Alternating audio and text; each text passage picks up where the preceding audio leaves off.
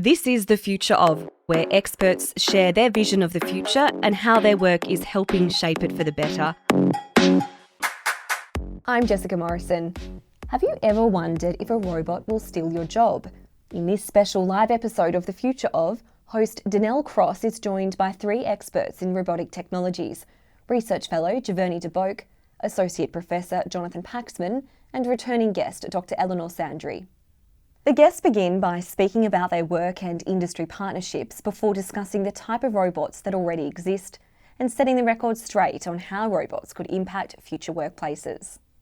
The talk was part of Curtin University's annual Research Rumble event, which showcases university research and innovation. If you'd like to find out more about the event, search Curtin Research Rumble 2021.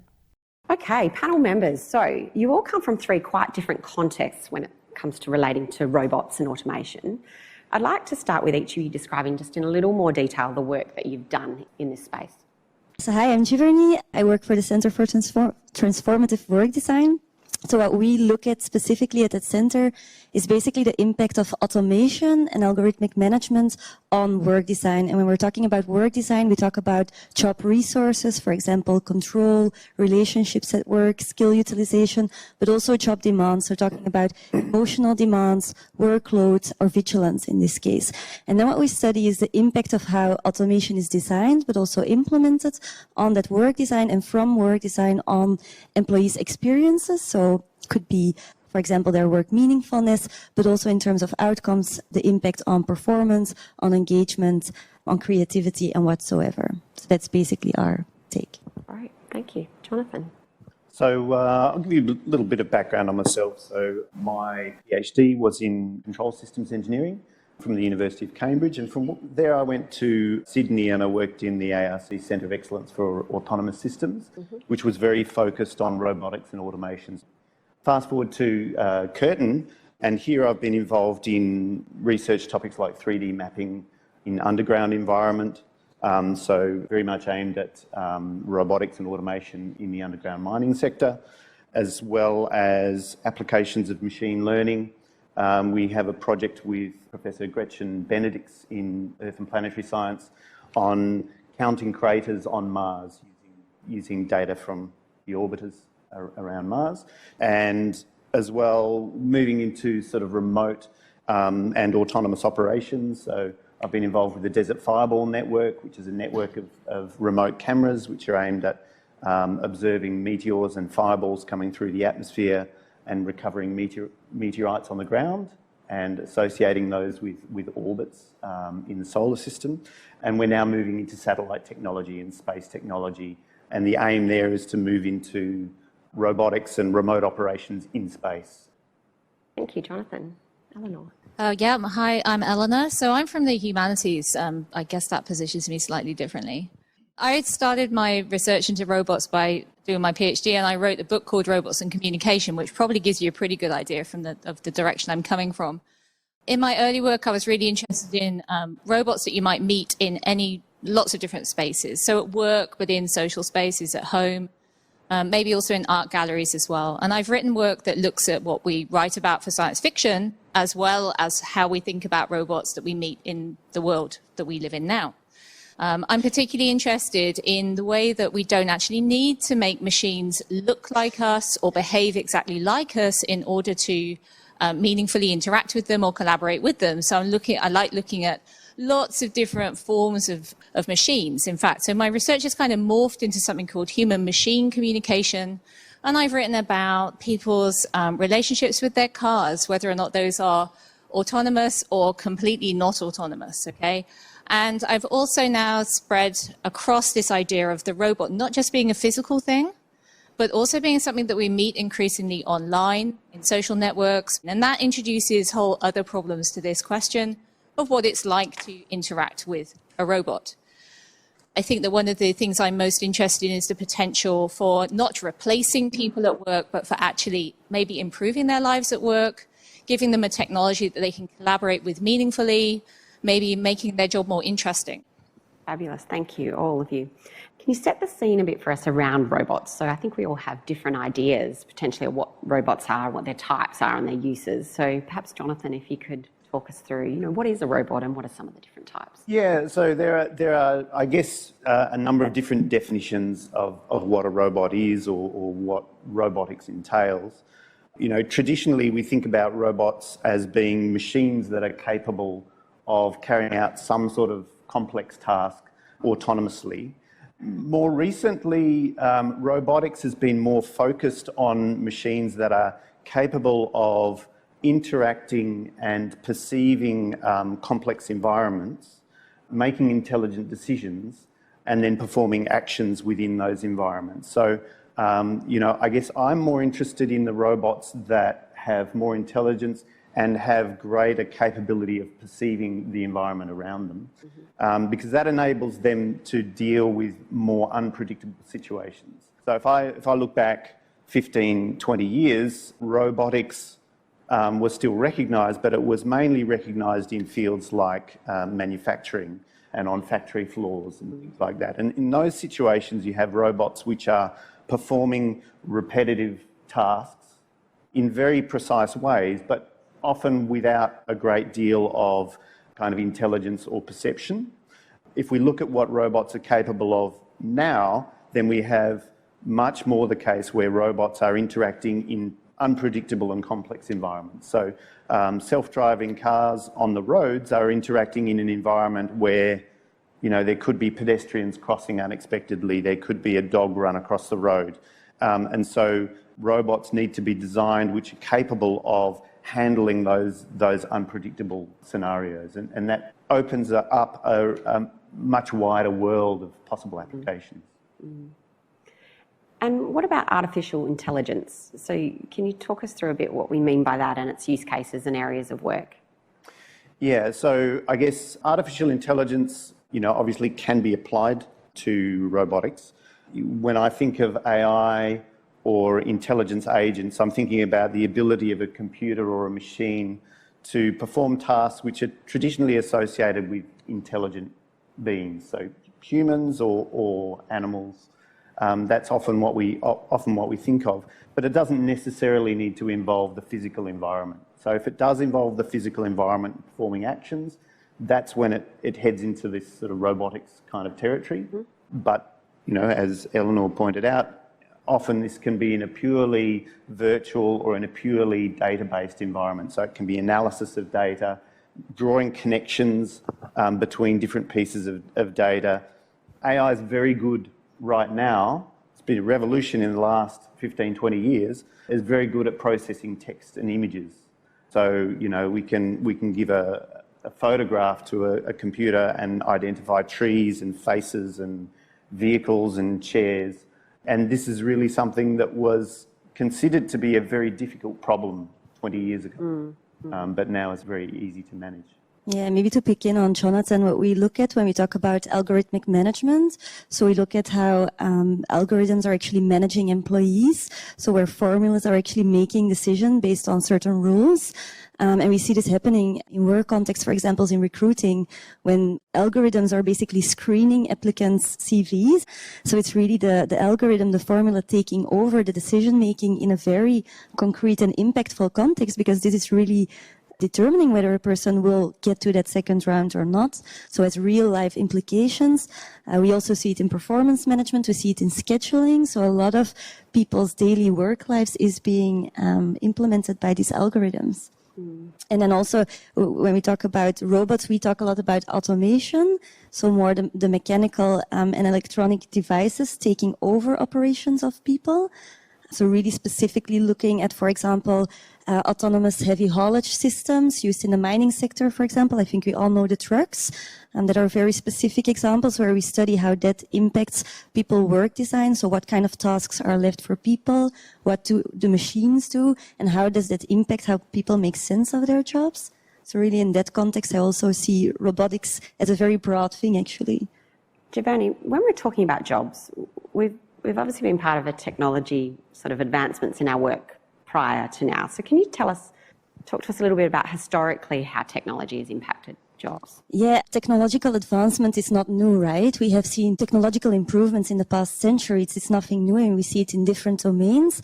I think if we talk in terms of the work context, one clear kind of like changing moment was the Industrial Revolution. So in the 19th, 20th century, where we saw autonomous systems being introduced specifically in these manufacturing environments. I think that's what Jonathan was talking about. So then I think immediately about the assembly line being introduced in Henry Ford's motor company. So he had this huge assembly line.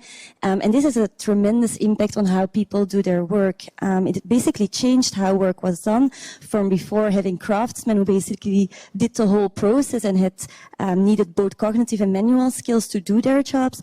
When the assembly line was introduced, we went into what we call scientific management. So this is the scientific management principles of Taylor, time and motion studies, of the Gilbreth couple. So what you see happening here is that work becomes very much simplified. So we're going to split up work in separate tasks and we're going to make it as simple as possible. And in how people do their work, we're going to try to make that work as standardized as possible, to basically have like a one-size-fits-all solution so we can have this ultimate efficiency, right? That is why they were doing those time and motion studies. So we have the standardization, we have the simplification. Another important effect that had in terms of work is a divide between thinking and doing. So really this is when management became relevant, because they put the thinking, the cognitive aspect with management, and then the manual thing was for the laborer. So you have this divide, and with the divide, interestingly, you also have a power shift, because knowledge is power. So knowledge went to management, and the manual laborers were, their jobs basically got a bit hollowed out, right, from being the craftsmen they were before. So we see all of these changes. Interestingly, this was not an easy transition, specifically for employees. So, for example, when the assembly line was introduced in the Ford Motor Company, Henry Ford was witnessing a turnover rate of 378%. That was huge. Basically, everybody left because it was so difficult to do this job. People were not motivated at all. And this is when sociologists came in and they identified the problem of worker alienation. So people becoming estranged from work, from the process of work, and from the products of their work. And interestingly, actually, Henry Ford recognized that. He said, I would never want to do that, but there are some other people who would. He was wrong. Other people also didn't want to do that. It was boring. It was boring. I mean, one of the things that people now say about autonomous technology, or so-called, because artificial intelligence doesn't have that much meaning to me, because, what is intelligence? But in those terms, I think that now people are talking about that type of technology coming into workplaces. I think the impacts have suddenly become much more obvious for people who are actually doing the types of thinking jobs where, in fact, it's really to do, say, or you could do that job by data crunching, or you can do that job by looking at big data or whatever. Then suddenly you have people who, thought they were fairly safe in their job being, I don't know exactly whether or not they feel threatened, but I mean, in some ways, I think they do feel threatened. And this is across legal systems, in hospitals, surgeons, and the idea of robotic surgery. So it's kind of changed the complexion of what people are talking about when they're thinking about technology at work. It's gone a lot further. Yeah, exactly. Whereas in the past, it was mainly about manual labor. Today, it's also knowledge workers, it's professionals, it's surgeons, it's people, managers. We see it with HR, right? HR managers, their jobs are being replaced, are not jobs, because I think we all discussed it's not about the complete package, but some of the key tasks that make them who they are, also in terms of professional identity, are being replaced or done by technology. And that's a huge shift. Like Eleanor says, you're not safe. Like, everybody will be impacted. There is no escaping. Even us as researchers, there is software that can write text. So what are we going to do if we don't write anymore? I mean, traditionally, when you talk about robotics and its impact on employment, you talk about what they call the 4 Ds. So jobs that are dirty or dangerous, or dull, or very, very dear. So very, very expensive jobs to do. This is why we often see robots employed in space and the solar system. We've had some fantastic examples this week. The Ingenuity helicopter made its first flight on Mars, and that, to my mind, is a perfect application for a robot, because it costs trillions of dollars to send or to develop a program that's able to send humans to Mars, and there's just an enormous amount that can be accomplished with autonomous robots and teleoperated robots. So Ingenuity and Perseverance are doing a fantastic job up there. I do think that there are much more profound implications when we start looking at robots which are being applied in areas which are maybe not in those 4Ds, where there's maybe less justification for taking a purely autonomous approach to it. And I do think that governments need to wrestle with this issue, and I think regulatory and taxation frameworks need to take into account the impact on employment of really large-scale automation. You know, I think if there are large companies that are automating in such a way that really drastically reduce their workforces, then there should be a kind of a taxation impact for that, which is employing people maybe in another sector. Because the way I think about it is that our society is always going to need people to do work, but maybe it's going to be in different areas. You know, maybe we need more people in healthcare, maybe we need more people in education, but you know, maybe we don't need as many people laying bricks, maybe we don't need as many people driving trucks. And so there's big issues there to tackle in terms of retraining, but I think we also need to be exploring where the industries are, where there's that pent demand for more people to be working there. I know that the classrooms could always use more teachers, you know, and that will always be the case. Yeah. And I'd like to expand a bit on that. So reports by CEDA and the Australian Computer Society have outlined that 40 to 50% of today's local jobs have a moderate to high chance of disappearing completely by 2035. So what will be the competencies, the tasks, the activities that robots could do? Okay, so my view on this is that probably 40 to 50% is on the high side. I think that's, I don't know whether optimistic or pessimistic is the right term to use. Where you are. Yeah, so I think that's pessimistic. I think automation, autonomy, robotics is hard, it's expensive. I don't really see a scenario where it's going to become drastically cheaper to automate really complex tasks. There are kind of simple repetitive tasks that I can see there being cost savings there, but I think that's possibly overstating. Well, I think that's the other thing, isn't it, is the fact that artificial intelligence and robotics is very much a space where people maybe overhype what things are capable of doing.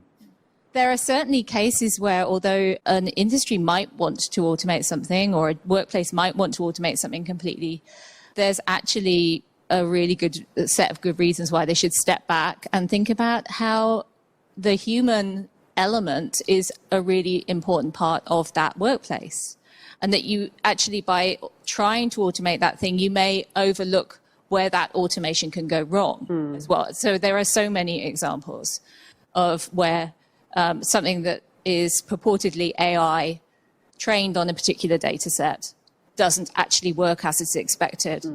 We see examples throughout all sorts of things, but I mean, facial recognition is a big one that comes to mind, where if you train your data set with white male faces, it won't recognize black female faces. And so there are so many unexpected things that can come about with these sorts of technologies that are machine learning. So they are partially programmed and then learning for themselves. But also the way that things are implemented. So something is designed in one space for a particular thing by people, by technologists, by roboticists, and then it's moved into another space. And you see people doing completely different things with it. And that often raises alarm bells for me, because I'm often wondering what is going to be the impact of that and how can it go wrong? Yeah, and I think what you raise is really important. We say like technology in general, it's not bad, it's not good, and it's also not neutral. It always serves people's interests, stakeholders in a company or broader, but it's really about what you do with the technology, right? How do you design it? For who? And how do you implement it? And what do you aim to do with it? And also, what is your definition of success? Because yes, you can implement technology to improve efficiency and effectiveness, but what is effectiveness? We're using, for example, technology, algorithmic management in talent management. We want to identify high potentials to make promotion decisions. But what we see happening now is, yes, we do use our past data to predict who will be most successful in that position. But what is happening, we're using past data that is very highly biased towards males, white males of a particular age, and we're reproducing that bias. And what we're doing is basically cloning one Johnny into 100 Johnnies. So we have a company of 100 Johnnies, and there is no Annabelle, there is no, I don't know, Mohammed, there is no anybody else. And it's a big risk as a company too, because if you want to be adaptable, and that's the big thing, right? In business, you want to be agile, you want to be adaptable, you need more diversity. So diversity should become part of how you define effectiveness, and then that needs to translate in how you design and implement these technologies. So, yeah. And that suggests to me that the important thing to focus on with respect to robotics or AI more broadly is how we interact with it. So how people interact with autonomous agents, with robots. You know, I think Eleanor's research is absolutely critical. Understanding how people can relate to robots. There's a lot of research now in cooperative robotics. Take an industry like meat processing, right, where the work there is really very, very damaging to people physically and mentally, and you know, workers' compensation bills are higher than salary bills. But there's opportunities there for technology to be working in collaboration with people to reduce those physical demands. Yeah. In the purely AI space, you know, talking about all of this machine learning and deep learning that's going on, we still need people to curate data. If we're going to train an AI system to learn what a person's face looks like or what a conversation should look like, someone needs to be curating that data and making sure that we're not embedding in those biases that may be present in just, you know, unmoderated data that may come through. Yeah, so in that context, we talk about joint optimization. So it's really about optimizing how machines and people interact. And I think that's exactly what your research is about, right? Yeah, it is. It is, although possibly from a slightly weird direction. But yeah, that is exactly what it's about. Weird is good. Well, you know, it's quite interesting. I think that a lot of people think that it's almost a simple thing to make a human-machine interaction. You know, we just make it like a human-human interaction. Well, let's just think about that for a minute. Like, how well do humans interact? That assumption is very difficult to break down, believe me. But that's one of the reasons why I think that looking across different areas, thinking about automation and algorithms, what you're saying about these are they're not humanoid, and they're not designed to operate as a human does. But what you need to do is to work with people to see how they can still work alongside that machine, you know, how they can see meaningfully what, say, a robotic arm is doing, in fact, just from the way it moves. There are all sorts of things that nonverbal communication theory can say about that sort of stuff. It's all to do with the speed you move, the direction you move. Does it move some way like a human arm articulates, or does it actually do something completely different? And also then there are the potentials, like humans are very good at reading meaning into almost anything. And as long as you help support that meaning to be actually useful in a collaborative situation, then there's tremendous potential there for something to actually do things in a new way that might be much more useful to you. Yeah, and people are meaning makers. We put meaning in everything, even like non-existing things, like you said, non-lively things. Like when you get a stuffed animal as a child, it means something to you, even though for some other people it's just an ugly little duck. I mean, it can be a weird thing, but we do assign meaning. And when people are required to interact with technology at work, the same technology can be seen as a huge threat for them as a worker and everything they stand for, but can also be seen, that exact same thing can also be seen as an opportunity, as something that actually helps them do a better job. And interestingly here, I agree, it's not probably exactly the same as human-human interaction, but for example, there is research showing that when you can allow people to physically interact with robots, with mechanics, just touch it, and that helps people to build trust, and that trust actually enables them in turn to give it a positive meaning and to actually start looking for opportunities of how this technology can help them do a better job. And so here we make a distinction, for example, when it comes to decision making, we make a distinction between automates and informates. Automate is when you're really going to replace a person, so you're basically gonna cancel the person out, whereas informate is really using the technology and the information it generates as feedback for the person and something to empower the person to do a better job. And so that distinction, I think, is really relevant. Yeah. Yeah. I think that's really relevant in a lot of this machine learning and AI applications, because in some cases we're talking about analysis of just enormous quantities of data that would just be impossible for people to do in a manual way. So I gave the example of counting craters on Mars earlier. And so that's something that geologists have been doing manually for a long time. They'll look at an image and they'll draw circles on the image to indicate where the craters are. And that information allows them to then work out the age of a surface, because if there are lots of craters on a surface, it's old, and if there are very few craters, it's young. There was a PhD student who had to do this for his PhD in order to do his work, and counted 500,000 craters over the course of, 4 or 5 years.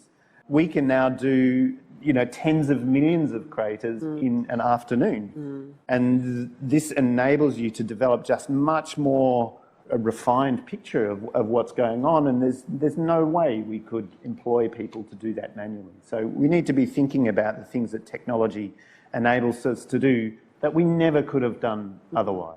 Yeah. Robots on Mars, we couldn't do that with people, at least not today.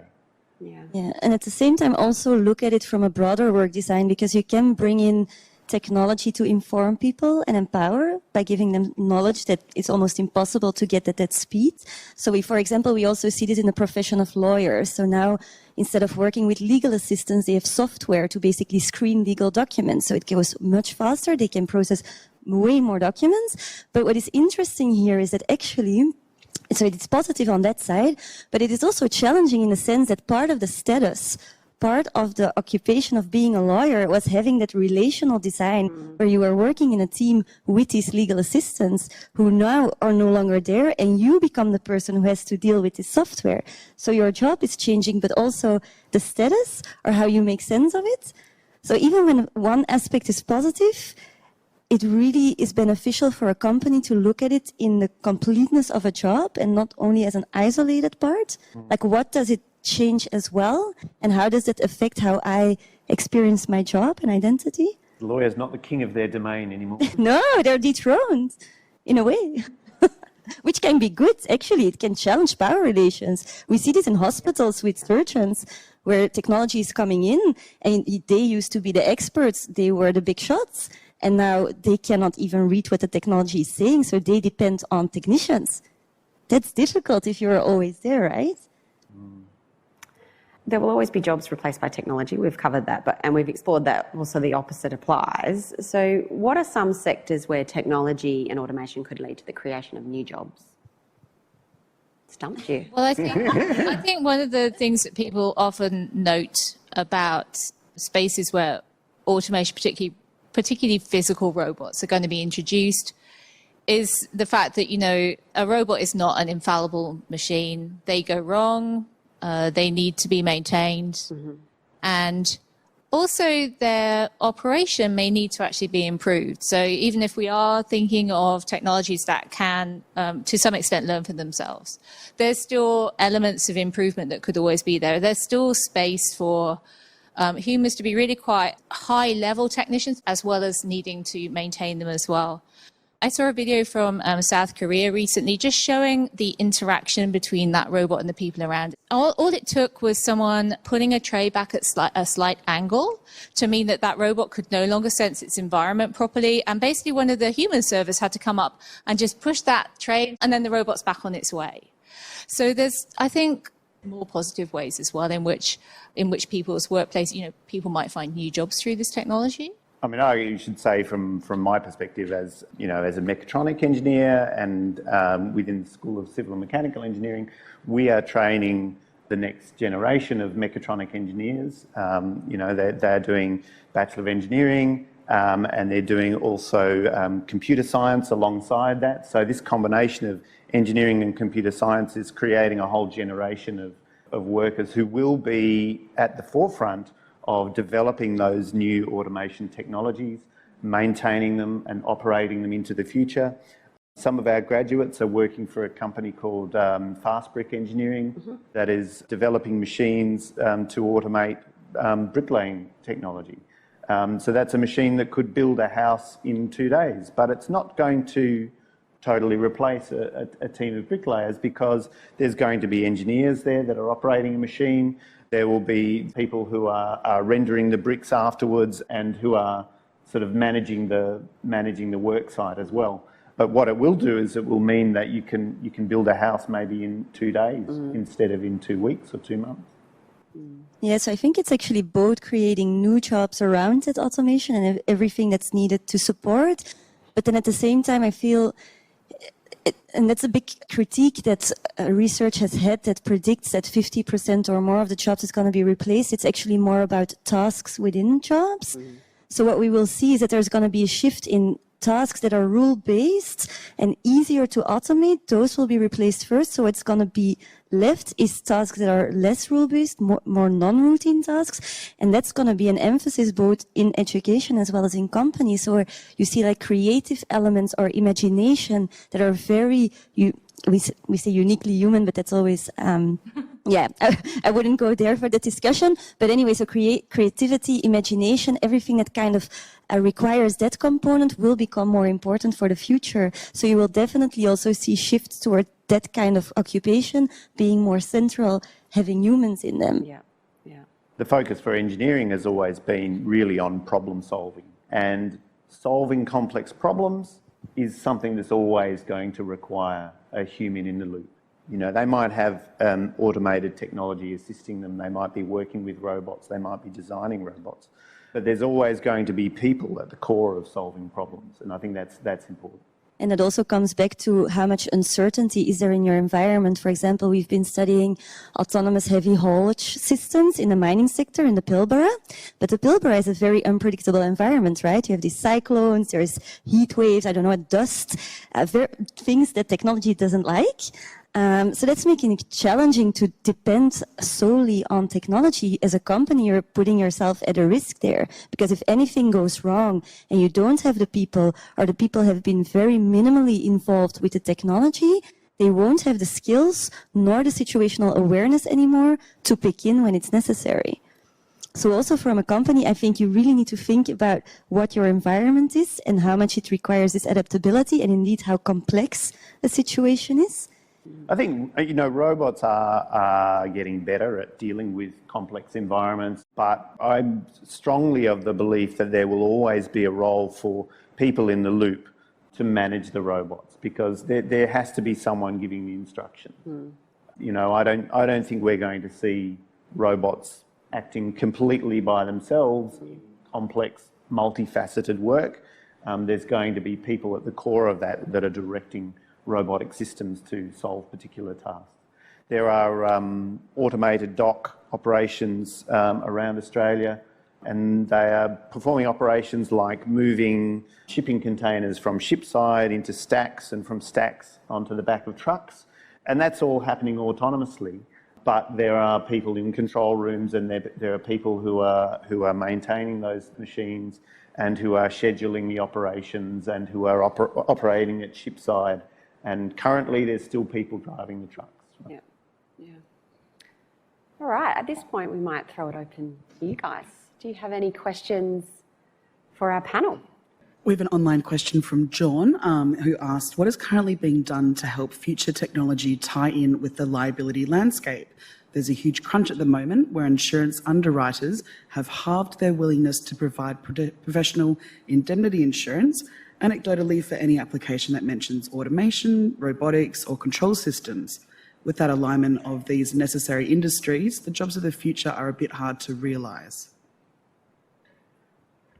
That's absolutely a challenge, and it's a little bit out of my area of expertise, but you know, legislative constraints are a big problem in the take-up of technology. Probably the only reason that we don't have a lot of autonomous vehicles on our roads at the moment. It's not a technical problem necessarily, but it's a framework problem. I know you're thinking about some extent. It is partly. I mean, they're definitely. So there are a lot of people now who are working. So a lot of lawyers that I know who are working on trying to help governments in different countries work out how to legislate this kind of thing. Like, who is liable? You know, when your autonomous vehicle runs someone down, who is liable? That's Because exactly basically right. you've been told as a driver, potentially, that you don't have to be paying attention to the road. So is it the person who manufactured that vehicle? Is it the person who sold it to you? Is it the person who moved something, you know, one of the signal things on the road so that the car didn't know what was going on? Is it the person who crossed the road in front of you? You know, these questions have certainly become difficult again, if you like, a question that someone needs to answer again, and it's certainly not simple. And I imagine that within manufacturing industries, anywhere where robotics and automation is added, I imagine it's similar to what we see also with the roads. I do think that autonomous vehicles in particular are not yet technically capable of driving on most Perth roads. And I'm going to go on record as saying that because we have too many human factors on roads to make it very easy for that to happen just simply. It depends a little bit on which technology we're talking about. I think Tesla's not ready. So speaking about incidents that occurred in the last few days, that was a misuse of the technology at an inappropriate juncture.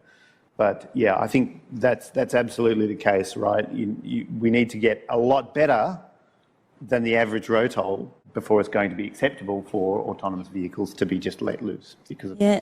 And to pick up on that, I think we also discussed this earlier, but if you want people, individual workers to take or to accept accountability for a process or a task or an activity, they also need, at least to some extent, control that process and understand what that process is. And I think that is a big challenge with automation. If it becomes so complex that we actually do nothing more than just monitor it and we have no clue what's really happening, but then they expect you to intervene when something goes wrong, which is probably the most complex situation that possibly could happen because the technology couldn't solve it.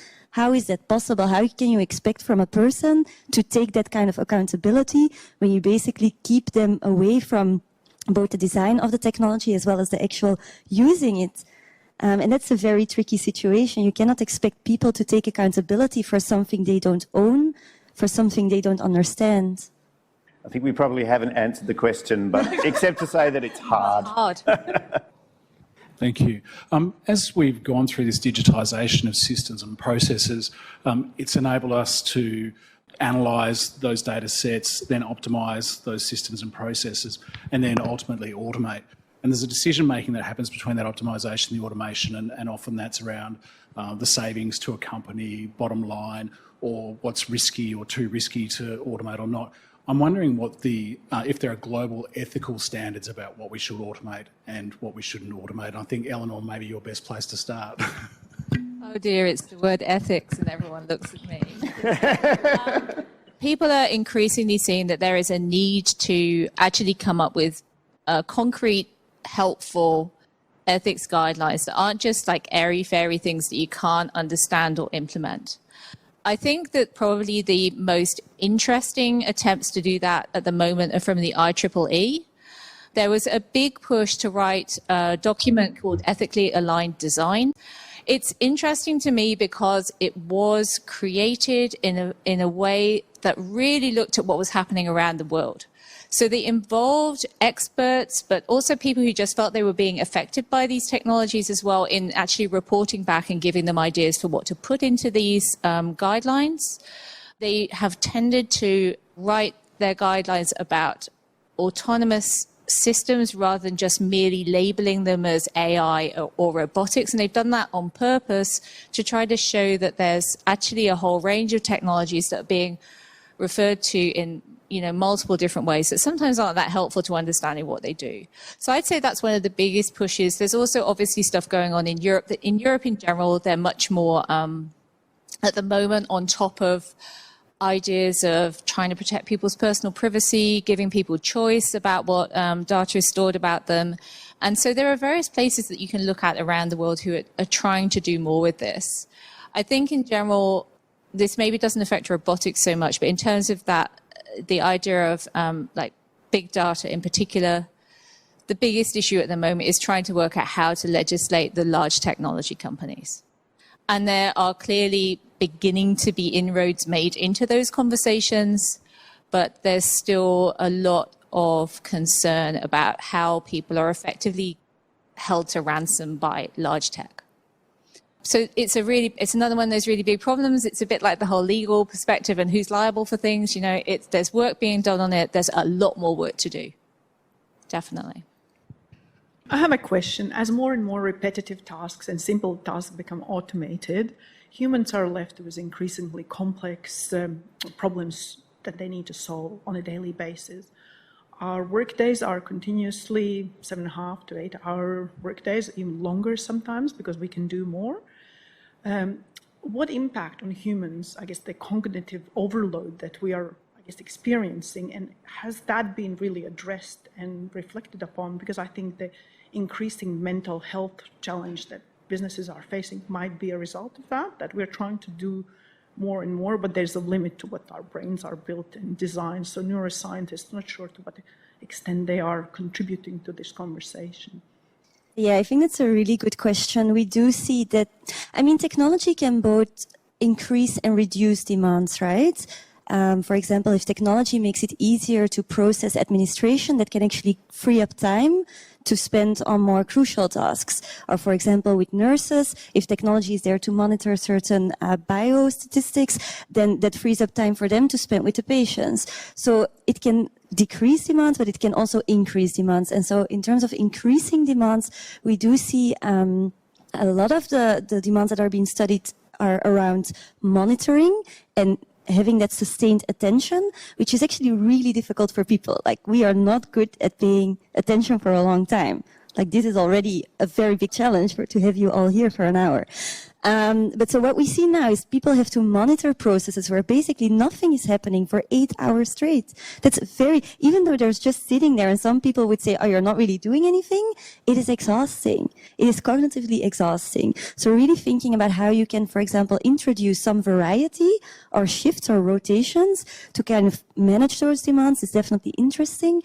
Another kind of demand we see happening, for example, in call centers. So if call center agents, and there is this new software that basically monitors their emotions. So picks up emotional cues. And it will tell the agent to be more happy, be more enthusiastic, basically fake it towards whatever client is there in function of what that client needs. This is, again, really exhausting for people. It's exhausting to be happy a whole day. Like, you do want to be miserable for at least 1 hour a day, or just, I don't know, not have to smile. And so not giving people that chance, not giving them any kind of discretion or control, really hampers their resources. So this is where, if you talk about work design, we're always talking about a balance between demands and resources. Some demands, so we talk about tolerable demands. So as a company, try to make your demands tolerable, but some demands are inherent, right? For example, thinking of community services sector, yes, there will be emotional demands because you're working with people with disabilities. That's not easy. But then what we say, if there are high demands, also think about how you can create resources to give people the energy to cope with those demands. So resources would be giving them more control, giving them more autonomy about the work methods, about the tasks they do, giving them more relational resources, letting them work together with other people to combat loneliness, the isolation. Skill variety, skill utilization. There's different ways in which you as a company can actually help people. But it's definitely a challenge. I think a bit more broadly, thinking about your question, which I think also relates to the kind of expectations that come alongside an automation of a process, is that you're actually going to almost work harder to keep up with the technology. This is something that we see even in, like, where you're not, say, being asked to deal with harder problems, but you see it in factories where people are working with cobots on production lines, because of course they are subject to a lot of monitoring over how fast they're operating and whether or not they're operating to standard. Now, there isn't really a simple solution to that, but the human solution actually is that businesses need to think about what they're doing in their workplaces.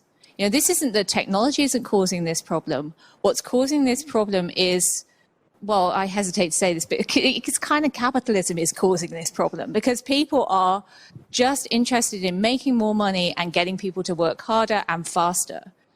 That, as we've actually discussed before, doesn't normally lead to a very healthy workplace in lots of ways. Like, it doesn't lead to a very happy workplace. It certainly increases people's mental health issues. It probably increases physical health issues as well, I would say. So I think that whenever we're thinking about technology, whatever it is, we actually really have to think about the human costs that might be involved. And someone somewhere has to take responsibility for actually looking after people. That's a really human thing to have to choose to do. It's something where you're reliant on humans in management to make those right decisions. So it's not a direct technology issue, but it probably is becoming something that people need to think about even more now. I was going to comment as well that some of the things that we're automating are not necessarily low cognitive demand. So if there's like data analysis that's very, very repetitive, that can be quite difficult to maintain focus for a long period of time. And so if the introduction of automation and robotics actually means that people are able to do a more varied range of tasks through the day, that may actually improve their ability to focus and to maintain that. Yeah, and actually companies would benefit from that, because it's not only, if you think about effectiveness and what you want to accomplish as a company, it's not only about improving that efficiency, but as we all said, humans will still be involved. So if the whole of your workforce is demotivated, not engaged, is not creative anymore, not behaving proactively anymore, that's going to have net costs for you as a company as well. So if you want to make that assessment of whether this technology is worth it, take everything into account. I think that's basically what we're seeing here. We've got two questions from online. We've got Kiati who asks, how will robots assist us in building employability?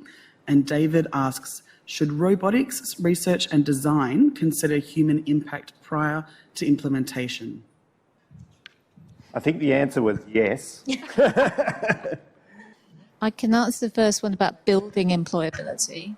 Although a slightly extreme example, there are definitely cases where robots can actually allow people who would not otherwise be able to enter a workplace at all to be able to have a job and do something meaningful. In Japan, they have been able to allow people who basically are completely paralyzed to actually take up meaningful employment by teleoperating robots. There are also examples where people are doing this simply through the internet, so using it as a communication mechanism that means that they can then take on jobs. So there are definitely opportunities there for robotics and autonomous systems to assist with that. And the other thing about, I suppose, thinking about intelligent systems as well, is that they offer potential for people to partially control something. So there's some really interesting research around, say, wheelchairs that are partly autonomous.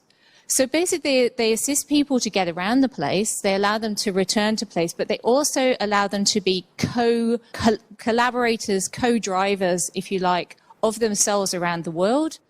Those sorts of examples of really close interaction with technology are interesting in terms of building completely new sorts of options for employability for people who might otherwise have been excluded in its entirety from the workplace. We have one last question from online, from Emma. Emma asks, can the theory that robotics will take over jobs really be applicable when there's so much error and unpredictable situations that occur every day, which could never be programmed into AI? Aren't we just evolving the roles within careers rather than replacing them? Yeah, I think that is exactly the kind of nuanced message we want to give. I think there's pessimists and optimists, and as we said, there is definitely advantages to automation, to technology, but there is also some challenges we need to be aware of, and managing that space is going to be the main challenge. It's not about everybody's job's going to be replaced, because indeed there is some complexity we might not cover, or humans will always be necessary to some extent. The other thing I would say about that is that, you know, there are things that humans do well and there are things that technology does well. And one of the things that technology does well is to respond very, very quickly to a certain situation. So, you know, I can imagine a situation where maybe not an entirely autonomous vehicle is on the road, but one that can detect and respond to an emergency situation much faster than human reaction time.